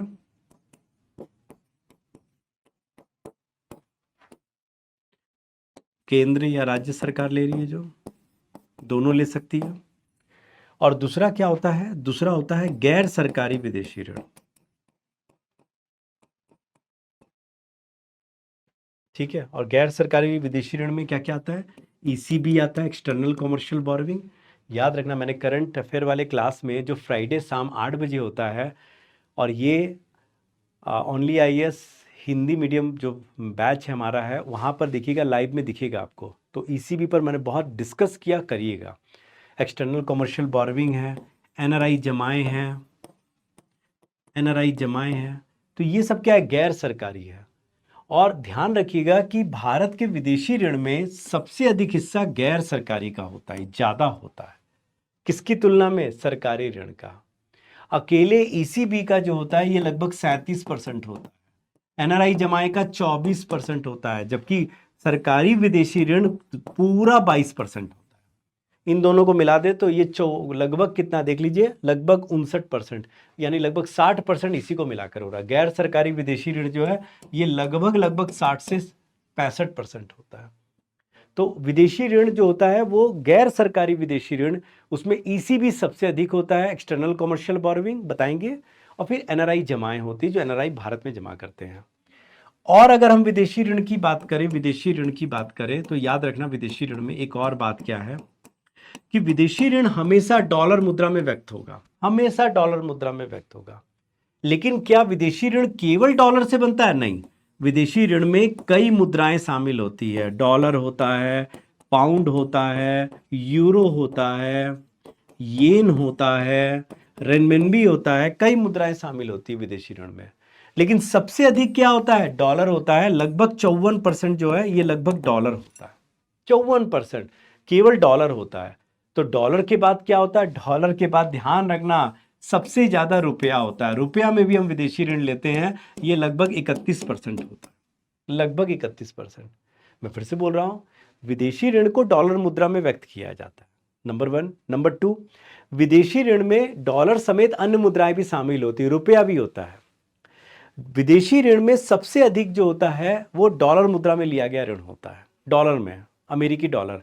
और सेकंड नंबर में कौन होता है? सेकंड नंबर में आता है कौन? रुपया। रुपया में सबसे अधिक ऋण लिया गया होता है। ठीक है, दिस इज वेरी इंपॉर्टेंट, इसको दिमाग में बैठाओ। तो बच्चों फिर गैर सरकारी ऋण के बारे में अगर बात करें तो गैर सरकारी ऋण में ईसीबी की सबसे ज्यादा भागीदारी होती है। ठीक है ना? तो इसीलिए जब भी आप विदेशी ऋण को पढ़ते हैं, विदेशी ऋण में आप दो बातों पर जरूर ध्यान रखते हैं। विदेशी ऋण को अगर आप पढ़ रहे हैं, विदेशी ऋण, तो एक तो सबसे इंपॉर्टेंट बात है कि इसमें गैर सरकारी ऋण का भागीदारी या के घटक ज्यादा है। और गैर सरकारी ऋण में भी अगर बात करें तो इसमें हम देखते हैं ईसीबी, ईसीबी ज्यादा है। और उसके बाद एनआरआई जमाएं हैं, एनआरआई जमाएं हैं। ईसीबी के बारे में अगर मैं बात करूं, ईसीबी मतलब होता है external commercial borrowing, external commercial borrowing, commercial borrowing, बाह्य वाणिज्यिक उधारी। इसके बारे में मैंने करंट अफेयर में बहुत अच्छे से वीडियो बनाया हुआ है, आप उसको पढ़ लेंगे, वहां से जरूर, फ्री में है वो, उसका लाभ भी लीजिए, करंट अफेयर को जोड़कर देखिए। अभी कितना, इतना ही केवल जान लीजिए कि ईसीबी वह ऋण होता है जो निजी कंपनी द्वारा विदेशों से लिया जाता है, निजी कंपनी द्वारा जो विदेशों से लिया जाता है, ठीक है, प्राइवेट कंपनी द्वारा, ऐसे उधार को ईसीबी कहा जाता है, नंबर 1। नंबर 2, ईसीबी का नियामक जो होता है वो आरबीआई होता है। कौन होता है? आरबीआई होता है। नंबर 3, ईसीबी की अधिकतम सीमा जो है ये 750 मिलियन डॉलर है, 750 मिलियन डॉलर है, जिसको बढ़ाकर अब आरबीआई 1 बिलियन डॉलर करने वाला है। ईसीबी एक दीर्घकालिक उधार है, यानी यहां जो उधार लिया जाता है वो कम से कम 3 वर्ष का तो लिया जाता है, कम से कम 3 वर्ष का उधार लिया जाता है। हालांकि आरबीआई अब इसको कम करके 1 वर्ष करना चाहता है, ठीक है, लेकिन 3 वर्ष का कम से कम उधार यहां लेना पड़ता है। ठीक है, और ईसीबी का विदेशी ऋण में योगदान सबसे ज्यादा लगभग 37% है। ठीक है, तो इसीलिए ईसीबी एक्सटर्नल कॉमर्शियल बोरोइंग को पढ़कर रखिए। फिर अगर बात करते हैं हम लोग एनआरआई जमाओं की, एनआरआई जमाएं। अब बोलोगे सर एनआरआई जमाएं कैसे? उधार है ना। अगर कोई बाहर का व्यक्ति, एनआरआई, एनआरआई कौन होता है? जो भारतीय मूल का बाहर रह रहा है और वो यहाँ के बैंक में जमा करेगा पैसा, तो वो तो ब्याज सहित इसको वापस ले लेगा। तो इसीलिए एक प्रकार का उधार ही है। तो आपके पास मैं जमा करा रहा हूं तो आपकी देयता बढ़ेगी ना, क्योंकि आपको ब्याज सहित मुझे वापस करना पड़ेगा। ठीक है ना? तो एनआरआई जमाओं की बात करें तो 3 प्रकार की एनआरआई जमाएं होती हैं। एक एनआरई, एनआरओ और एफसीएनआर। एनआरई का मतलब है नॉन रेसिडेंट, सब में नॉन रेसिडेंट तो सब में होगा, नॉन रेसिडेंट। ठीक है, इसको बोलते हैं एक्सटर्नल खाता, एक्सटर्नल खाता। यानी बैंक में एनआरआई जमाए जो है, बैंक में 3 प्रकार के भारत के बैंक में खाता खोल सकते हैं, एनआरई, एनआरओ और एफसीएनआर। एनआरई खाता दिखाई रुपए में देता है, लेकिन यहां आप विदेशी मुद्रा में जमा कर सकते हैं, विदेशी मुद्रा में, और विदेशी मुद्रा में ही आप जमा कर सकते हैं और विदेशी मुद्रा में ही आप यहां से पैसा निकासी भी कर सकते हैं, निकाल भी सकते हैं। लेकिन जब आप इस पैसे को देखते हैं, इस अकाउंट को, तो वहां जो भी, मान लो $1 है तो वहां $1 नहीं दिखाई देगा। $1 बराबर मान लो 80 रुपए, तो वहां 80 रुपए दिखाई देगा। तो आप विदेशी मुद्रा में जमा करते हैं और विदेशी मुद्रा में इसको निकाल सकते हैं। यानी विदेशों में कोई भी अर्जित आय आप डायरेक्ट एनआरई खाते में जमा कर सकते हैं। एनआरई खाते में जो भी बैंक आपको ब्याज देगा वो कर मुक्त होगा, यानी उस पर कोई टैक्स नहीं लेगा, क्योंकि ये इनकम यहां हुआ ही नहीं है, ये इनकम तो बाहर हुआ है। जबकि एनआरओ की बात करते हैं, इसको बोलते हैं नॉन रेसिडेंट ऑर्डिनरी खाता, ऑर्डिनरी खाता। अब इसकी क्या खास बात है? इसकी सबसे खास बात है कि ये खाता रुपए में ही, रुपए में ही यहां जमा होगा और रुपए में ही निकलेगा। मान लो कोई एनआरआई है, अब उसका कोई इनकम भारत में अर्जित हो रहा है, इनकम भारत में आ रहा है, जैसे मान लीजिए उसका कोई रेंटल इनकम आ रहा है भारत में प्रॉपर्टी में से, मान लीजिए उसको पेंशन प्राप्त हो रहा है भारत में, तो ऐसे केस में वो एनआरओ खाते में ही जमा करेगा। और एनआरओ खाते में बैंक जो ब्याज देगा, ये याद रखना, ये करयुक्त होता है, करयुक्त होता है, यानी इस पर टैक्स लगता है। ठीक है ना। तो अगर भारत में कोई इनकम कमा रहा है एनआरआई, तो उसके लिए वो एनआरओ खाता ही खोलेगा। जबकि एफसीएनआर होता है foreign currency non convertible, foreign currency non resident account. इसमें क्या होता है, ये एक प्रकार का, देखिए ये कर एनआरई और एनआरओ खाता एक प्रकार का चालू खाता है, बचत खाते की तरह होता है। लेकिन अगर मान लीजिए कोई एनआरआई बैंक में सावधि जमा करना चाहता है, फिक्स डिपॉजिट करना चाहता है, तो वो एफसीएनआर खाता ही खोलेगा। और एफसीएनआर खाता जो है ये 1 वर्ष से लेकर 5 वर्ष तक के लिए खोला जाता है, यानी 1 वर्ष से कम नहीं और 5 वर्ष से ज्यादा नहीं। और सबसे बड़ा बात है, बैंक जो भी यहां पर ब्याज देगा वो भी कर मुक्त होता है, उस पर कोई कर नहीं लगेगा, कर मुक्त होगा। तो ये 3 प्रकार का है, एनआरई, एनआरओ और एफसीएनआर, इसको दिमाग में बैठाना है। ठीक है ना, डन। तो हमारा विदेशी ऋण भी हो गया, हमारा विदेशी ऋण भी हो गया, और विदेशी निवेश भी हो गया। विदेशी परिसंपत्ति का मतलब होता है यहाँ पर कि मान लीजिए कोई संपत्ति, भारत में कोई व्यक्ति रह रहा है और वो बाहर संपत्ति खरीद रहा है, या बाहर का कोई व्यक्ति भारत में खरीद रहा है, तो उसको हम कहते हैं विदेशी भारत के लिए अगर कोई बाहर कोई संपत्ति खरीद रहा है तो विदेशी परिसंपत्ति है। ठीक इसी तरह से बाहर का भी कोई व्यक्ति भारत में खरीद सकता है तो उसके लिए विदेशी परिसंपत्ति है। ठीक है ना, तो उसको फॉरेन एसेट्स कहते हैं। अब अगर बात करते हैं रुपए की परिवर्तनीयता, रुपए की परिवर्तनीयता, कन्वर्टिबिलिटी ऑफ रूपी, कन्वर्टिबिलिटी ऑफ रूपी, ये क्या होता है? रुपए की परिवर्तनीयता का मतलब है कि क्या रुपया चालू खाता, करंट अकाउंट, और क्या रुपया पूंजी खाता, कैपिटल अकाउंट। भुगतान संतुलन के तो 2 ही खाते होते हैं, तो क्या चालू खाता के मदों में और पूंजी खाता के मदों में क्या रुपया परिवर्तनीय है? इसका क्या मतलब है? इसका सिंपल सा मतलब है, क्या रुपया चालू खाता में आसानी से अन्य मुद्रा में और अन्य मुद्रा आसानी से रुपए में परिवर्तित हो जा रहा है? क्या रुपया पूंजी खाता में अन्य मुद्रा में और अन्य मुद्रा रुपए में आसानी से परिवर्तित हो जा रहा है? इसको कहते हैं रुपए की परिवर्तनीयता। फिर से सुनना, क्या रुपया चालू खाता में और पूंजी खाता के मदों में आसानी से अन्य मुद्रा में और अन्य मुद्रा आसानी से रुपए में परिवर्तित हो रहा है?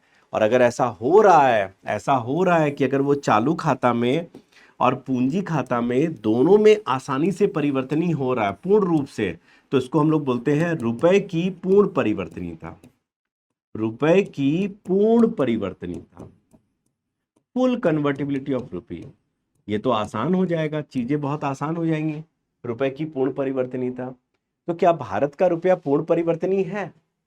क्या भारत का रुपया पूर्ण परिवर्तनीय है? तो ध्यान रखिएगा कि चालू खाता में 1994 में ही रुपया पूर्ण परिवर्तनीय बना दिया गया, रुपया पूर्ण परिवर्तनीय बना दिया गया भारत सरकार द्वारा चालू खाता में 1994 में ही। लेकिन पूंजी खाता की बात करें, कैपिटल अकाउंट की, तो पूंजी खाता के संदर्भ में रुपए को पूर्ण परिवर्तनीय बनाने के लिए एक समिति बनाई गई थी जिसका नाम था एस तारापोर समिति, एस तारापोर समिति, तारापोर समिति, एस तारापोर समिति का गठन किया गया था।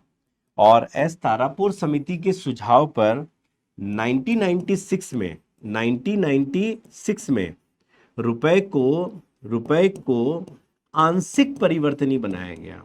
रुपए को पूंजी खाता में क्या बनाया गया? आंशिक परिवर्तनीय, पूरी तरह नहीं, आंशिक परिवर्तनीय बनाया गया। ठीक है, याद रखना, चालू खाता में पूर्ण परिवर्तनीय 1994 से ही है, लेकिन एस तारापुर समिति की सिफारिश पर पूंजी खाते में आंशिक परिवर्तनीय बनाया गया। और फिर से दोबारा एस तारापुर समिति की बात करें तो वापस 2006 में फिर गठन हुआ, 2006 में पुनः गठन हुआ कि किसी तरह रुपए को पूर्ण परिवर्तनीय बनाया जाए पूंजी खाते को। लेकिन उन्होंने कुछ शर्तों के साथ 2012 तक कहा था कि हम पूंजी खाते में रुपए को पूर्ण परिवर्तनीय बनाएंगे। जैसे समृद्धि दर बहुत ज़्यादा हो, फॉरेक्स बहुत ज़्यादा हो, राजकोषीय घाटा कम हो, एनपीए नियंत्रित हो। उन्होंने कुछ शर्तें रखी, लेकिन वो पूरी तरह लागू हो नहीं पाया क्योंकि 2008 में अमेरिका में मंदी आ चुका था। इसीलिए अभी भी भारत का पूंजी खाता देखा जाए तो हमारा क्या है, आंशिक परिवर्तनीय ही है। आंशिक परिवर्तनीय है, ये पूर्ण परिवर्तनीय नहीं बन पाया है। तो अगर हम रुपए के संदर्भ में बात करें तो रुपया हमारा क्या है, पूर्ण परिवर्तनीय नहीं है, आंशिक परिवर्तनीय है। क्योंकि रुपया चालू खाता में तो पूर्ण परिवर्तनीय है, लेकिन पूंजी खाता के संदर्भ में अभी भी आंशिक ही है। डन। तो फिर सरकार क्या प्रयास कर रही है रुपए को पूर्ण परिवर्तनीय बनाने के लिए? वो सबसे बड़ा प्रयास क्या है, सरकार जो अभी वर्तमान में कर रही है, रुपए के अंतरराष्ट्रीयकरण पर जोर दे रही है। अंतरराष्ट्रीयकरण पर जोर दे रही है, इंटरनेशनलाइजेशन ऑफ रूपी पर जोर दे रही है। ऐसा क्यों सरकार क्यों रुपए के अंतरराष्ट्रीयकरण पर जोर दे रही है? बात को समझना, वर्तमान संदर्भ में समझना। क्या ऐसा नहीं लग रहा है कि रूस यूक्रेन युद्ध के बाद अमेरिका द्वारा रूस पर बहुत सारे आर्थिक प्रतिबंध लगाए गए? जैसे स्विफ्ट सिस्टम हटा दिया गया, रूस डॉलर में किसी भी देश के साथ व्यापार नहीं कर सकता है। हाँ या ना? इसी को कहा जाता है वेपनाइजेशन ऑफ डॉलर। क्या कहा जाता है? Weaponisation of dollar. डॉलर को हथियार के रूप में प्रयोग करना। तो कहीं ना कहीं ये काम तो आज रूस के साथ हो रहा है, कल क्या संभावना इसकी नहीं है कि जिस तरह से ट्रम्प की नीति है, नी एंड जर्क पॉलिसी, कभी भी अपनी नीति को परिवर्तित कर देता है, कभी भी अपने स्टेटमेंट को, कहीं ना कहीं वो वेपनाइजेशन ऑफ डॉलर, डॉलर को हथियार के रूप में वो भारत के संदर्भ में भी कर सकता है। हाँ या ना? तो ये ठीक नहीं है। कहीं ना कहीं हमें डॉलर पर अपनी निर्भरता को कम करना पड़ेगा, डी डॉलराइजेशन की तरफ जाना पड़ेगा, यानी डॉलर पर अपनी निर्भरता को घटाना। और वो तब होगा जब हम अपनी मुद्रा के अंतर्राष्ट्रीयकरण पर जोर देंगे। और ऐसा हम क्यों करना चाहते हैं? क्योंकि हमको वेपनाइजेशन ऑफ डॉलर को रोकना है। हमें रुपए को महत्व, रुपए को मजबूत बनाना है। हमें रुपए को मजबूत बनाना है, और जितना रुपया मजबूत होगा अन्य मुद्राओं की तुलना में, उतना ही भारत का महत्व बढ़ेगा। तो सरकार कैसे रुपए के अंतरराष्ट्रीयकरण को, रुपए का अंतरराष्ट्रीयकरण का मतलब क्या है? सिंपल, अगर सीमा पार लेन देन में या वित्तीय बाजार के निपटान में अधिकांश निपटान जो हो, सेटलमेंट हो, वो रुपए में हो। फिर से बोल रहा हूं, सीमा पार जो लेन देन है उसका निपटान हो, या वित्तीय बाजार में, शेयर बॉन्ड के बाजार में मान लीजिए, उसका भी लेन देन का निपटान विदेशों में भी अगर रुपए में हो रहा है, अगर अधिकांशतः रुपए में हो रहा है, तो उसे रुपए का अंतरराष्ट्रीयकरण कहते हैं। और ये भी मैंने डिस्कस किया हुआ है, रुपए का अंतरराष्ट्रीयकरण करंट अफेयर में। तो इसको रुपए का अंतरराष्ट्रीयकरण, और रुपए का अंतरराष्ट्रीयकरण कब होगा? जब विदेशी निपटान में हमारा जो रुपए का भूमिका है वो 4% या अधिक होगा। जैसे डॉलर का 80% से भी ज्यादा है।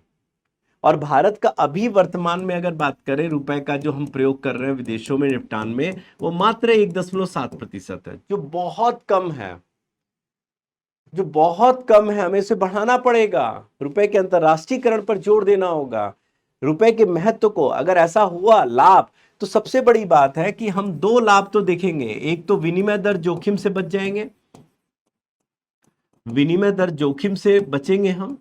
आमतौर पर विनिमय दर जोखिम क्या है? $1 बराबर 80 रुपया है। अगर हम $1 उधार ले रहे हैं तो हमें $1 80 रुपए में लेकर बाजार में चुका देंगे हम $1। लेकिन अगर $1 बराबर मान लीजिए 100 रुपया हो जाए, तो 20 रुपया हमें एक्स्ट्रा देना पड़ेगा। इसको बोलते हैं विनिमय दर जोखिम, जहां बिना ब्याज बढ़े आपको ज्यादा देना पड़ जा रहा है।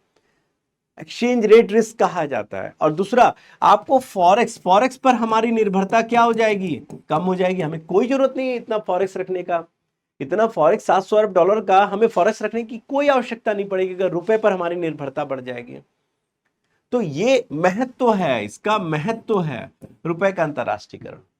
तो कैसे रुपए के अंतरराष्ट्रीयकरण पर जोर दिया जा रहा है, कैसे दिया जाएगा, क्योंकि पूंजी खाता का परिवर्तनीयता तभी होगा। कैसे, सरकार क्या क्या कर रही है उसके लिए, सरकार क्या कर रही है, सरकार एफडीआई नियमों का सरलीकरण कर रही है। प्रयास, क्या प्रयास किया जा रहा है, एफडीआई नियमों का सरलीकरण हो रहा है, नियमों का सरलीकरण, ज्यादा से ज्यादा एफडीआई जो है वो स्वचालित मार्ग से आ रहा है, आसानी से आ रहा है। फिर सरकार क्या कर रही है, सरकार वॉस्ट्रो खाता को बढ़ावा दे रही है, वॉस्ट्रो खाता, और इसके बारे में मैंने बात किया हुआ है। वॉस्ट्रो खाता को प्रोत्साहित कर रही है, खासकर एस स्पेशल वॉस्ट्रो रूपी अकाउंट SVRA। हाल ही में खुद आरबीआई ने इसको प्रोत्साहित किया है, SVRA, कि अगर कोई देश चाहे तो भारत के बैंक में रुपए में अपना खाता खुलवा सकता है, जिसको SVRA खाता कहते हैं, ताकि सेटलमेंट हम रुपए में ज्यादा कर सकें। फिर अभी हाल में आरबीआई ने कहा है कि नेपाल हो, भूटान है, नेपाल, भूटान, श्रीलंका जैसे देश अगर चाहे, यहाँ के लोग, श्रीलंका के लोग अगर चाहें जो है वो भारत से रुपए में उधार ले सकते हैं। तो ऐसी बहुत सारी चीजें की जा रही है, जैसे मसाला बॉन्ड को प्रोत्साहित किया जा रहा है। मसाला बॉन्ड वह बॉन्ड होता है जो विदेशों में रुपए के मूल्य पर जारी होता है और निपटान भी रुपए में ही होता है। तो मसाला बॉन्ड को प्रोत्साहित कर रही है। तो इसके द्वारा सरकार क्या कर रही है, सरकार कहीं ना कहीं लेन देन में करेंसी स्वैप कर रही है रुपए से। तो सरकार कहीं ना कहीं, आरबीआई कहीं ना कहीं रुपए के लेन देन को, रुपए को ज्यादा प्रोत्साहित कर रहा है, जो रुपए का अंतरराष्ट्रीयकरण है, और जिससे डॉलर की निर्भरता हमारा कम कर रहा है, ताकि पूंजी खाते की परिवर्तनीयता जब हम पूर्ण करें तो हमारे यहां से कैपिटल फ्लाइट ना हो जाए, बहुत तेजी से कैपिटल बाहर ना चला जाए। ठीक है ना, ये बात का ध्यान रखा जा रहा है। तो ये है हमारा पूर्ण डिस्कशन, हमारा संपूर्ण डिस्कशन। उम्मीद करते हैं कि ये पूरी इकोनॉमी की सेक्शन आपको अच्छा लगा होगा। 15 क्लास में मैंने पूरी कोशिश की है कि आपको बेहतर से बेहतर कंटेंट दे पाऊँ। ये मत समझिएगा, मैं अभी भी कह रहा हूँ कि फ्री है तो कंटेंट खराब है। यहाँ कंटेंट की आप गुणवत्ता जांच कर देख लीजिएगा, आप किसी भी क्लास को करके देखिएगा, यहाँ बेहतर गुणवत्ता हमने देने का प्रयास किया। हालांकि क्लास कम रहा है, लेकिन मैं एक कमेंट पढ़ रहा था, मुझे बहुत अच्छा लगा, उसमें था लिखा हुआ कि क्लास 15 हो लेकिन कंटेंट बेहतर हो तो वो 70 क्लास के बराबर हो जाता, 100 क्लास के बराबर। ये होता है आपको सही जांच करने वाला। और बोल तो रहे ना कि हीरे की कदर जौहरी ही पहचान सकता है। तो जिसको ये मिल रहा है, जिसको ये आसानी से मिला है, ये सब बातें, कंटेंट, वो समझ सकता है कि इसका क्या महत्व है। हालांकि एक संशोधन मैं थोड़ा कर लूंगा कि दो संशोधन कर लीजिएगा। पहला संशोधन मैंने एक क्लास में, इन्फ्लेशन क्लास में, मुद्रास्फीति क्लास में लिखाया था कि जो WPI है, होलसेल प्राइस इंडेक्स, इसकी गणना NSO मंत्रालय मॉस्पी करता है और आंकड़े जो है वाणिज्य उद्योग मंत्रालय। तो अब लेकिन इसके बारे में ज्यादातर वाणिज्य उद्योग मंत्रालय को ही दिया गया है। तो वहां पर अगर कभी भी क्वेश्चन आता है तो मॉस्पी की जगह प्लीज वाणिज्य उद्योग मंत्रालय, DPIIT विभाग और आर्थिक सलाहकार कार्यालय। तो अब क्योंकि आंकड़े ज्यादातर जो इकट्ठा करने का काम कर रहा है वो वाणिज्य उद्योग मंत्रालय ही कर रहा है WPI के संदर्भ में। तो प्लीज अगर वो थोड़ा सा उसमें सुधार कर लीजिए, क्योंकि वो थोड़ा सा अब करंट में अपडेट हो गया है, तो मैं चाह रहा था कि आप भी अपडेट हो जाइए, वहां थोड़ा अपने नोट्स को अपडेट कर लीजिए। नंबर 1। नंबर 2 देखिएगा, आधारभूत संरचना में मैंने एक जगह बोल दिया है कि आधारभूत संरचना जो होता है वो गैर प्रतिस्पर्धी होता है, और एक शब्द और यूज किया था, ठीक है ना, जो भी यूज किया हो, लेकिन आप उसकी जगह दो याद रखिएगा कि एक टर्म मैं भूल गया था बोलना वहां पर, कि ये गैर प्रतिस्पर्धी होता है, गैर प्रतिस्पर्धी होता है और गैर निष्कासित होता है, गैर निष्कासित। तो गैर निष्कासित की जगह अगर मैंने कोई शब्द यूज कर लिया है तो प्लीज प्लीज उसको गैर निष्कासित, नॉन एक्सक्लूजन कहते हैं। ठीक है ना, प्राइवेट वस्तु प्रतिस्पर्धी और निष्कासित होती है, जबकि सार्वजनिक वस्तु गैर निष्कासित और गैर प्रतिस्पर्धी होती है। तो ये दो थोड़ा सा अमेंडमेंट कर लीजिएगा, और मुझे माफ कीजिएगा अगर मैंने कुछ गलत इसमें बोल दिया हो। स्वीकार अपनी गलती को करना मुझे आता है और यहाँ पर मैंने वो बता दिया आप लोगों को। बाकी अगर अन्यथा अगर कोई कुछ मेरे मुंह से ऐसा निकला हो जो बाद में आपको लगा नहीं सर ने तो यहाँ फैक्ट ही गलत बता दिया, तो मैं खुद हाथ जोड़कर आपसे माफ़ी मांगता हूँ, क्योंकि मैं कोई नोट्स लेकर नहीं पढ़ाता हूँ। आप देखेंगे, आप क्लास में भी अगर मेरा कोई क्लास कर रहा हो तो बच्चा जानता है कि सर कभी नोट्स वोट्स नहीं पढ़ाते हैं, ले करके जो अपना पढ़ते हैं। करंट अफेयर में भी आप देखिएगा, जैसे दाल वाला ही आप देखिएगा, इतना फैक्ट मैं बोल रहा हूँ लेकिन वहाँ कभी भी नोट्स वोट्स का मैं सहारा नहीं लेता हूँ, क्योंकि मुझे इस पर, और मैं हमेशा अपने बच्चों से कहता हूँ अपने दिमाग पर भरोसा करो। ठीक है, आपको लगता है आप चीज़ें भूल रहे हैं, आप भूल नहीं रहे हैं।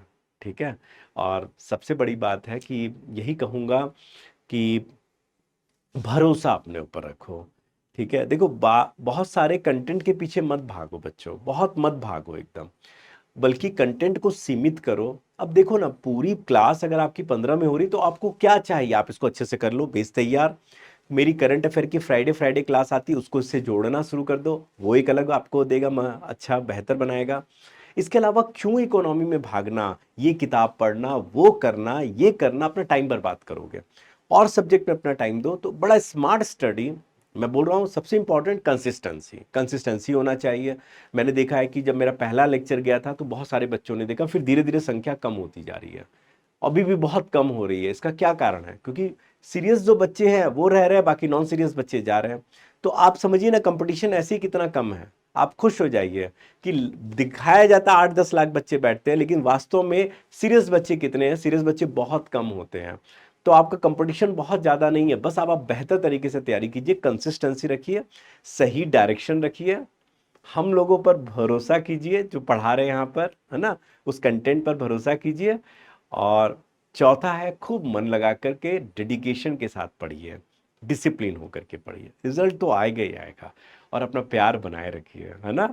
यहाँ नहीं, हमको यहाँ रखना नहीं है आपको, नो नो नो, मुझे नहीं चाहिए यहाँ रखना है, यहाँ रखना है, यहाँ रखना है, अपने ऋषि सर को यहाँ रखना है कि हमेशा हम लोग के साथ खड़े हैं। और रहूंगा, मैं जब तक जिंदा हूँ रहूंगा, मरने के बाद नहीं रख पाऊंगा, लेकिन जिंदा रहूंगा तो जरूर रहूंगा। मैं कैसे भी आप लोग की तैयारी में हमेशा मेरा योगदान मैं कोशिश करूंगा रहे वो। ठीक है, तो चलो फिर एक बार मैंने फिर से कहूंगा वही कि खूब मन लगा करके पढ़ो मेरे घोचू प्रसाद। ठीक है, I love you so much, बहुत तुम लोगों को प्यार करता हूँ। बस मेहनत करके कुछ कर दिखाओ, ये मौका मिला हुआ है। और कीप लर्निंग, खूब पढ़ो, बस पढ़ने के अलावा कोई काम मत करो। एक बार निकाल लो इस एग्ज़ाम को बच्चों, उसके बाद तो फिर ज़िंदगी क्या हो जाएगी आपको भी नहीं पता है। ठीक है ना, कहाँ कितनी बेहतर ज़िंदगी आपकी हो जाएगी, आपके आपके परिवार की, सबकी। ठीक है, चलिए, all the best, bye bye. खूब मन लगा करके पढ़िए, मेरा आशीर्वाद हमेशा आपके साथ है। Thank you so much.